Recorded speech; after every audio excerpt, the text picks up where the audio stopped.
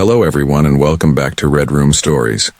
I know many of you tune into these tales to help you drift off to sleep. So before we settle in, I'd love for each of you to leave a comment sharing where in the world you're listening from. And if you're enjoying the episodes, don't forget to like and subscribe to the channel. Now let's get comfortable, relax, and begin.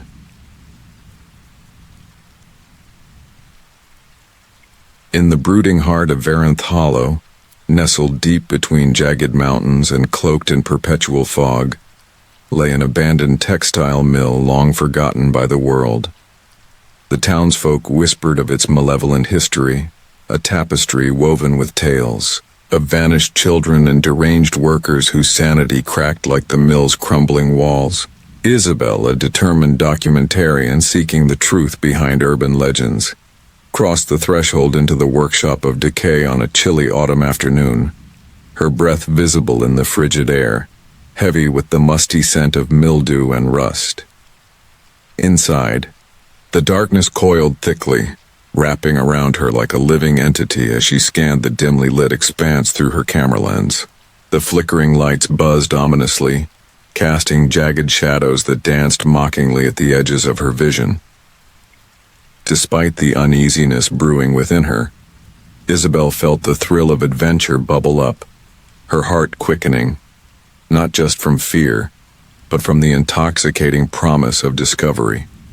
She was here for answers, to uncover the truth buried beneath layers of myth like dust on forgotten machinery. As she ventured deeper into the bowels of the mill, the temperature seemed to plummet further. An oppressive silence engulfed her, broken only by the faint creaks and groans of the ancient structure settling around her. Each sound reverberated against the steel walls, echoing Isabel's own anxiety. She stumbled upon a room where the darkness pooled deeper. Here the air shimmered with an unsettling energy. Old spools of thread lay strewn about like forgotten dreams, and in the corner, a rusted loom stood sentinel, its vacant framework more menacing than static. Lost in thought, Isabel scarcely noticed the slight hum that began to emanate from the loom. Low and rhythmic, she peered closer, heart racing now, straining to decipher the pattern of her own breath against the burgeoning sound. As inch by inch she approached it, the hum morphed into something more.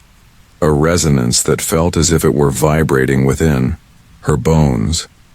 An unease, a primal instinct surged through her, an instinct that whispered to turn and flee. But curiosity led her fingers against the cold metal of the loom, and in that moment the room shifted.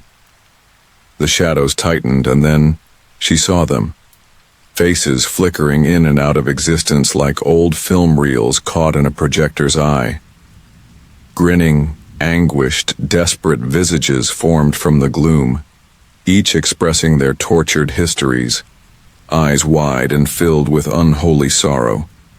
Isabel staggered back, her pulse thundering in her ears. These were the spirits of those who worked and vanished, caught forever between the threads of this cursed place. Panicking, she turned to escape, but the door through which she had entered now felt like a mirage. The entrance replaced by an endlessly stretching wall. She was trapped in the mill of whispers, and the hum intensified around her. Oppressive. A voice of its own that urged her to see, to know, to understand. Each face that emerged from the shadows beckoned her to stay, to listen, and to embrace the stories tucked beneath their skin. Isabel knew she had to document this to reveal the tragedy sewn into the very fibers of the mill. She raised her camera, but the moment she clicked the shutter, all the faces dissolved into a tapestry of shadows, vanishing from sight. Panic clenched her stomach as the loom spoke once more, its rhythmic hum now transformed into a chant, echoing phrases that twisted her comprehension. Each line was a warning. A confession of despair from those lost souls, placating her initially but now gnawing at her sanity. With a sudden burst of will, she fled deeper into the darkness, driven by primal fear. Her footsteps echoed against the concrete. An unnerving countdown as the shadows lashed out, reverberating with laughter interspersed with cries for help. Isabel turned again, desperate to escape but lost completely. Each room merging into the next like a dream where dimensions distort and angles defy reason. A flicker of hope arose when she found a stairwell that spiraled upwards, leading her out of the depths of despair. The stench of decay thickened, suffocating. Each ascent felt like a fool's progression toward salvation. But as she reached the upper floor, dread seized her. She confronted a colossal loom made entirely of bone, threads, spun from hair of those who had been lost to the mill. The floor shook beneath her with an urgency she couldn't comprehend. Desperation morphed into horror as the rhythmic chanting grew louder, almost deafening now, and the walls pulsated as if alive, breathing with a mind of their own. Panicked, thoughts ricocheted in her mind, each desperately pleading for escape, for the comforting normality of daylight. Yet, the mill had other plans. It grasped at her, pulling her closer to the loom that loomed ominously over her like a vengeful deity, intent on weaving her into its dark narrative. In a moment of bleak clarity, Isabel understood she was not just an observer. She was part of the fabric, destined to contribute to its horror. She tried to scream, but the sound disappeared into the unyielding noise of the chanting. Her voice swallowed by the very shadows that had encapsulated her. The walls pulsed with fury, and in that instant she became the next thread, woven into the lament of Varanth Hollow, forever lost within the tales of agony.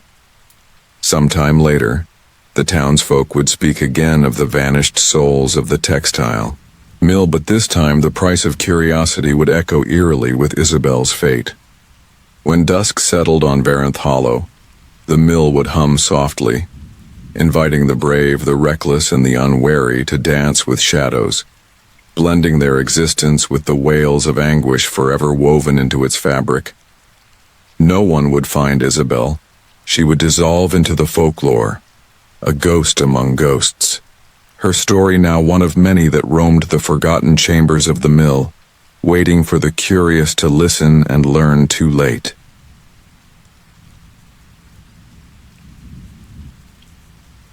In the heart of Old Milltown, where the cobblestones cracked underfoot and every window glared with the weight of untold secrets, a peculiar fog clung stubbornly to the night air as Charlotte Hayes returned to her childhood home for the first time in a decade. The sun had long dipped behind the gnarled trees, casting eerie shadows that danced across the abandoned streets. Home was supposed to be a solace, but as she stepped onto the porch, the warped wood creaked beneath her weight, echoing a warning that felt almost too alive. There were ghosts here, she thought, though she wasn't quite sure if they were memories or something more sinister.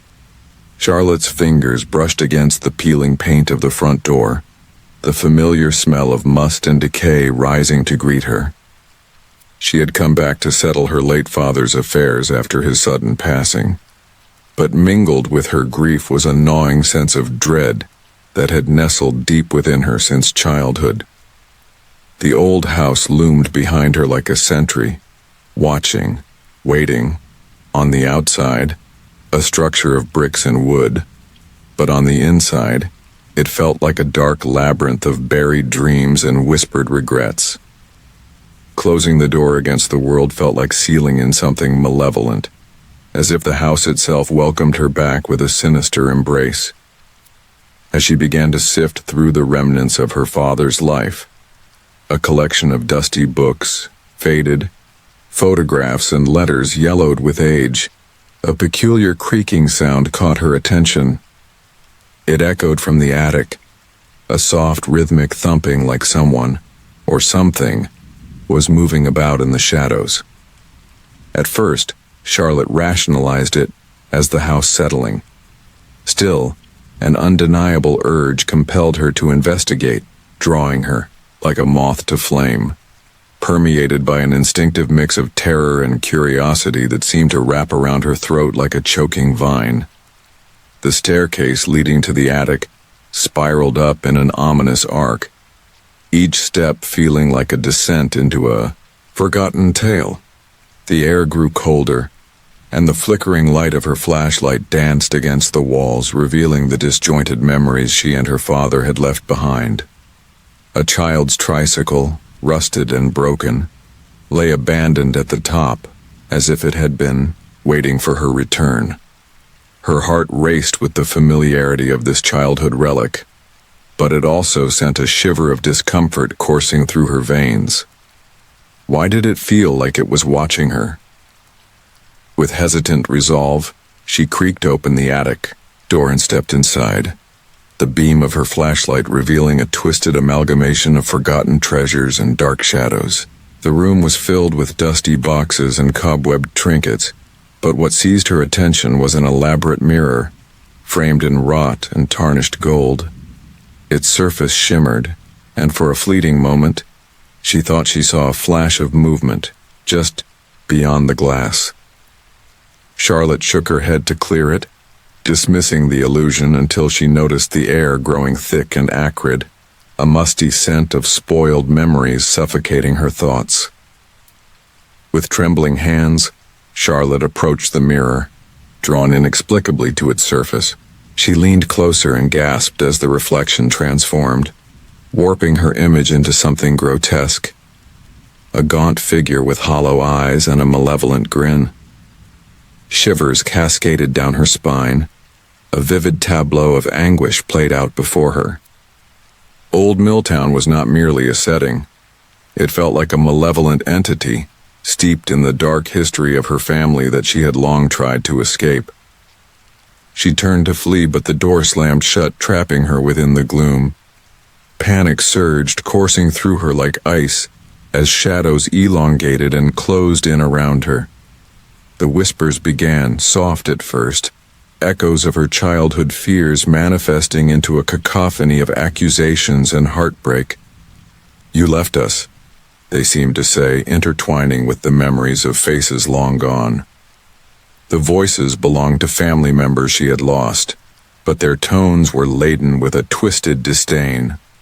Charlotte felt the walls contracting, as though the house itself were a beast hungry for her return, eager to feast on her regrets. She clawed at the door, the wood biting into her palms as the mirror's surface pulsed with life, the reflections swirling like a storm. With a wild surge, she grabbed the rusty base of an old lamp, her breath hitching as she smashed it against the glass. The thud echoed deafeningly, and for a heartbeat, everything froze. The mirror cracked, spitting shards of reality into the room. And in that splintered reflection she saw a glimpse of her father, but his eyes were devoid of warmth, replaced instead by an unfathomable void that chilled her blood. Then she felt it, cold fingers grasping her wrist, pulling her towards the mirror, the shards shifting and twisting into a whirlpool of darkness. The feelings of sadness and guilt became grotesque, warping into a physical force that threatened to engulf her.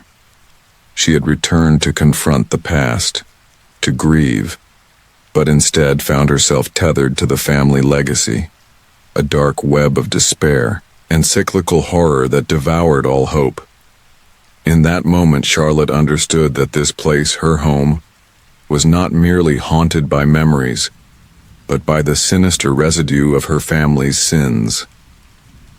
Charlotte's heart raced, a desperate bid for freedom, igniting within her. With one final surge of defiance, she threw herself against the mirror, sending shards cascading like stars in reverse. They slashed her skin, a jagged reminder of her choices and her courage. Light exploded around her, and she fell backward, tumbling through a swirling void that smelled of blood and dust, a visceral entity surrendering to the darkness that had once tried to claim her. When she finally opened her eyes, she lay in the attic, surrounded by the remnants of her father's life. The mirror was gone, as were the shadows that haunted her. She felt the stillness settle around her like a shroud, a disquieting calm that seemed almost unnatural. But as she stood, the slight tingle of dread crept into her heart like an old friend returning uninvited. The echoes of her family still lingered in the corners, the walls whispering of secrets she wasn't meant to know. Unfulfilled promises of pain and resolution, intertwining her fate with that of the house, a cycle she could never escape. Charlotte stepped into the hallway, the door creaking open at her touch. The town had changed irrevocably. It was as if she had crossed time itself. The streets were abandoned, the once vibrant colors muted and gray under a sun that seemed to withhold its light. It felt wrong, yet a part of her recognized the familiar shadows of her childhood home in every bend of the cobblestones. She followed the path towards the town square, where a crowd had gathered. Their faces were familiar yet twisted, leering at her with a mix of pity and rage. As she turned to flee, the sounds of laughter rang out, the same laughter that had echoed in her past, becoming a haunting refrain. The laughter filled the air, wrapping around her like a noose, and she stumbled backward, feeling the warmth of the soft earth beneath her and the pulling tendrils of the fog wrapping tighter around her as it whispered promises she could not resist. The cycle of horror had merely shifted, and now a new soul was bound to the darkness she had inherited from her family, a legacy demanding its due. In that petrifying moment of clarity, she understood that the only way to escape the past was to join it, surrendering utterly to the inescapable horror woven into the very fabric of Old Milltown.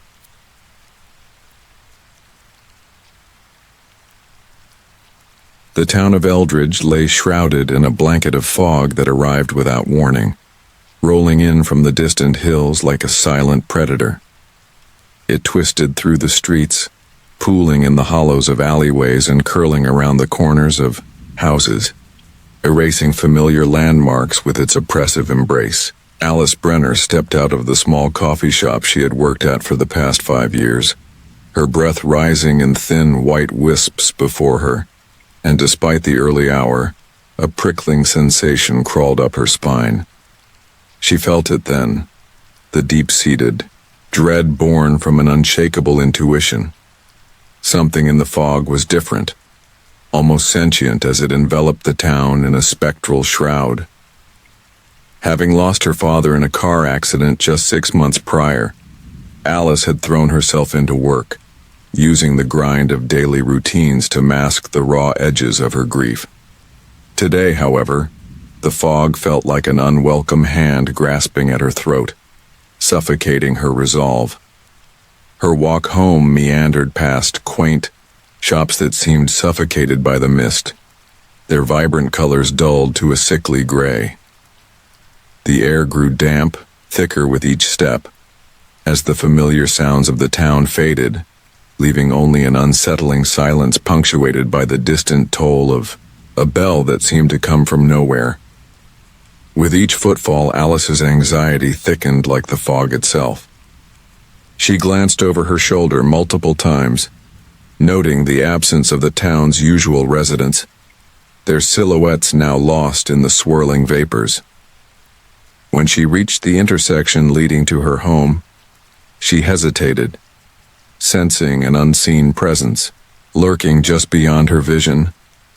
The bell tolled again, a sharp echoing sound that reverberated through the void. She instinctively crossed the street, convincing herself it was just a trick of the mind, but as she did, the bell sounded yet again, louder this time, resonating with a metallic urgency that echoed off the damp walls. The world around her began to warp, the edges of her vision pulsating as if straining against the immense weight of the fog. It was oppressive, yet oddly alluring. A siren's call that beckoned her forward even as it raised the hairs on her neck. Alice quickened her pace, desperate to escape the sensation of being watched. The oppressive silence distorted the air. Every rustle of her jacket felt like a shout against the void. She could sense the fog clustering around her ankles, ensnaring her like playful fingers of a child hidden in shadow. Suddenly, a figure emerged from the swirling mists, their features obscured by the storm of gray. Heart racing, she squinted into the haze, the figure abruptly dissolving into the fog as quickly as it had appeared. It left behind only a lingering feeling of dread, a certainty that the apparition had seen her, had not just wandered in, but had purposefully sought her out. For the first time that day, Alice's mind spiraled into paranoia. Every shadow felt alive, every corner harbored potential threats. A palpable sense of being hunted consumed her thoughts. Rushing home, she fumbled with her keys, yearning for the comfort of her worn-out couch and a steaming cup of tea. Yet as she entered, the familiar squeak of the door felt foreign, as if the house itself acknowledged her dread. She flicked on the lights, but the soft glow struggled against the tenacity of the fog that seemed to seep through her windows like a persistent disease, dimming her sanctuary. The muffled sounds of the outside world vanished. Only the rhythmic thudding of her heart filled the oppressive silence. Sinking into the couch, Alice buried her face in her hands, fighting back the tears that had threatened to spill ever since the accident. Just then, a soft thump echoed from the second floor, a sound too heavy for the wooden beams but too light to be a malefactor. She froze, her heart in her throat as she strained to listen. Was that a whisper? No, it was a murmur, a voice that danced imperceptibly through the fog, weaving through the walls and filling her mind with echoes of despair. Turn back, it seemed to call. Escape into the fog, find what has been lost.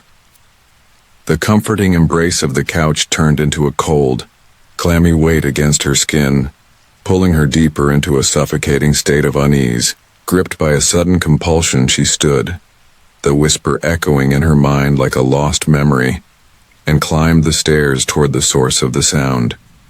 Each step felt like an offering to whatever lay ahead, the creaking boards singing a dirge beneath her hesitant feet. The narrow hallway stretched before her like an invitation wrapped in shadows, the air thick with dust and stillness.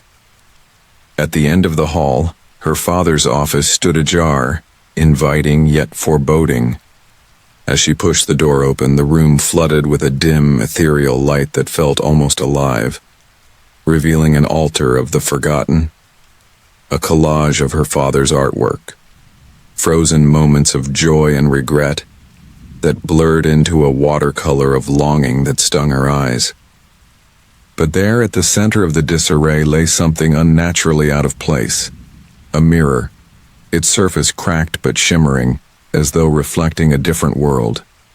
Within it, disquieting figures swam just below the surface, faces twisted, in anguish, gaunt and hollow. As Alice stepped closer, the mirror thrummed under her fingertips, sending icy tendrils of fear spiraling through her. The air grew impossibly heavier, the whispers now echoing wildly, imploring her to unleash the darkness trapped behind the glass. Look deeper, they wailed in desperation, and, entranced, she leaned closer. With each pulse of the mirror, colors erupted like a cascade of stormy seas.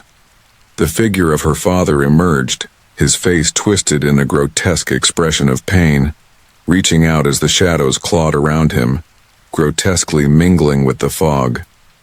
Panicking, Alice recoiled, stumbling, back until she felt the heat of the wall against her back grounding her in reality. The damning truth crashed over her like a wave. The fog, the whispers, the abandoned streets, they were all threads of her grief weaving a tapestry of despair, conjured by her mind. Heart racing, she turned to flee, reminded of the uncanny call of the fog, drawing her toward its depths.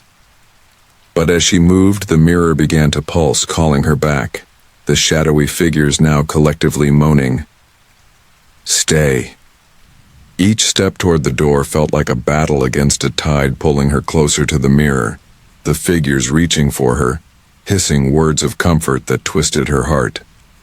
With darkness encroaching, Alice pushed the door closed, severing the connection. Yet the struggle was far from over.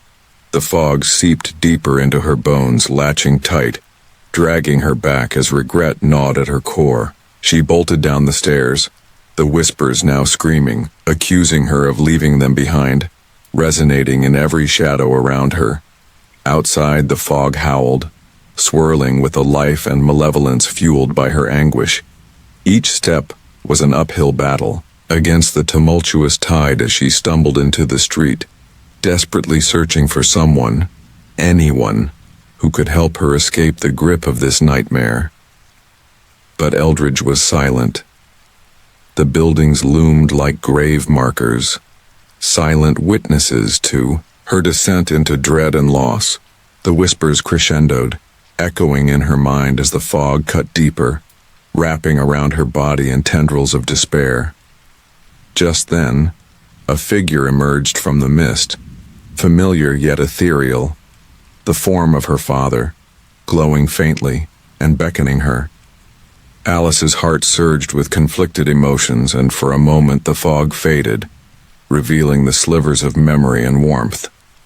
Yet she hesitated, aware now that the fog was a creature fed by her sorrow, and it would not grant her escape so easily. The realization crashed over her. Her grief was both the key and the lock. If she chose to step forward, she would be consumed by the fog, swallowed by the very darkness she had tried to avoid. In that instant, Alice felt a feral scream rising from the depths of her being, a primal fear that roared against the despair. She tore her eyes from the apparition, unwilling to succumb to the familiar call that urged her closer. In an act of defiance, she turned on her heel and sprinted back into the heart of the fog, not looking back, knowing she might never forgive herself if she did. As the howls of the mist enveloped her, she felt as if she was being torn apart, with the ethereal hands of loss clutching at her, demanding she join them. With her heart pounding in her chest, Alice pushed forward, and at that moment, she knew she was not merely running from the fog, but also from herself. It was a chase from the shadows lurking inside her, a reflection of the haunting memories she had tried to escape. The whispers followed her, promising solace if she would only turn back, only look into the mirror one last time. The fog thickened, wrapping around her limbs with the chill of despair as the heartbeat of Eldridge whispered her name, the town becoming both prison and purgatory, a haunting cage from which there was no escape. And so, as the mist swallowed her whole, Alice realized that perhaps her true horror was not the fog at all, but the knowledge that it would never release her. It would continue to echo through the streets of Eldridge, claiming others in a never-ending cycle of grief, forever, entwined in its ghostly embrace. The night stretched on, history repeating itself in a symphony of whispers and wails, and the town, now utterly void of life, lived on in haunting silence, the fog draping over it like a funeral shroud, a reminder of the souls lost within its depths. The night started with a whisper, a sound just below the threshold of clarity. Raya stood on the porch of her grandmother's old farmhouse, feeling the chill seep into her bones. It was a place wrapped in an unsettling silence, the kind that made a person feel like they were being watched by shadows that breathed. The house loomed behind her, its paint peeling like curling leaves, the windows dark and hollow. The villagers had warned her to stay away, to forget her inheritance, but curiosity had clawed at her the moment she received the letter, as if something ancient and wicked was drawing her back to the land of her ancestors. Raya stepped inside, the aged wood creaking under her weight. A musty scent enveloped her, a mix of damp earth and fading memories. As she moved through the dimly lit rooms, dust motes danced in the thin streams of moonlight filtering through grimy windows. The air was thick, charged with a sense of foreboding. Photographs lined the walls, their faces blurring in the shadows. Stern grandparents, cousins long gone, all watching her with eyes that seemed to know secrets she could not possibly grasp. The flickering remains of an old oil lamp sputtered near the hearth, casting erratic shadows that played tricks on her mind. It was the old journal she found tucked away in a corner of the attic that set everything into motion. The cover was cracked and worn, but she could feel its energy thrumming beneath her fingertips. As she flipped through the pages, the ink bled together like a swarm of anxious thoughts. Her grandmother's handwriting was jagged, punctuated by frantic passages about forbidden rituals, a lingering presence in the woods, and the price of knowledge. A chill ran down her spine. What had her family been involved with? What darkness had they courted? Determined to understand, Raya ventured out toward the woods that lay thick and black beyond the orchard. The air grew colder with every step, and the treetops loomed like ancient giants, their gnarled roots twisting and curling almost as if they were alive. As she walked, an overwhelming sense of being followed coiled tightly around her throat, a chill prickling her skin. The flashlight flickered, shadows darting just beyond the reach of the beam. She shook her head, dismissing it as paranoia. Yet, the deeper she ventured, the more she felt eyes upon her, licking at her thoughts. Suddenly a rustle echoed from the underbrush. She turned, heart pounding, and saw a figure, a fleeting silhouette that skittered between the trees. It felt wrong, too elongated, too deliberate. Instead of fleeing back to the safety of the house, fear mixed with reckless courage pushed her deeper into the dense thicket. The trees seemed to pulse around her, their knots taking on faces, their branches reaching like skeletal hands yearning for her touch. In that moment, rage and sorrow became intertwined. She was seeking answers, yes, but perhaps also retribution for a family burdened with anxiety and guilt. Hours passed, and darkness fell heavy, wrapping the forest in an oppressive shroud. The air thickened, and that disquieting feeling grew into raw, suffocating terror. The whispering started again, raw and urgent, but this time she recognized a cadence to it, echoing a language long forgotten. The sounds danced around her, beckoning, weaving threads of dread into her psyche. She stumbled through the trees, desperate to escape the inescapable whispers that both terrified and compelled her forward. Finally, she stumbled upon a clearing bathed in an eerie silver light. At the center lay a circle of stones, each one ancient and worn, inscribed with markings that seemed to writhe as she approached. A pit began to form in her stomach as realization dawned. This was the site from her grandmother's journal, a forgotten altar to an entity her family had long since cast aside. The whispers crescendoed into a chorus that enveloped her, pressing against her mind, and something began awakening within her, a connection forged by heritage and dark promise. The air thickened as she felt an unnatural heat rise from the stones, and the ground trembled beneath her feet. Frantic, she searched for a way out but found herself rooted, trapped in a maelstrom of ancestral memory. The visions flooded her mind, her grandmother's face twisted in fear, the manic rituals of the past, the pleading and hissing of a familiar voice that had been lost to time. It all came crashing over her with devastating clarity. This land had always been alive, a living tapestry of pain woven by the hands of her kin. Then she understood, in the deepest corners of her mind, that she was the vessel, the bridge to the torment that had plagued her family for generations. The realization hit hard. She had come here not to escape, but to fulfill the very legacy she had originally sought to flee. The cold hands of destiny gripped her heart, and an overwhelming urge to join the chorus surged within her, pulling her deeper into the ritual, as if the very stones were calling her name. As the world warped around her, She felt her consciousness, fracture swept into a whirlpool of unimaginable terror. Visions of grotesque shapes, half-seen and unidentifiable, consumed her, their grotesqueness beautiful in its horror. A scream, her scream, echoed in the clearing, but no one would ever hear it. She was a footnote now, consumed by the toothy maw of the forest, part of the very darkness she once sought to understand. Morning broke across the farmhouse as sunlight pierced the edges of the trees, brushing away the night's horrors. The villagers would find a new layer of silence in the woods, an absence where once a heart pumped with curious life.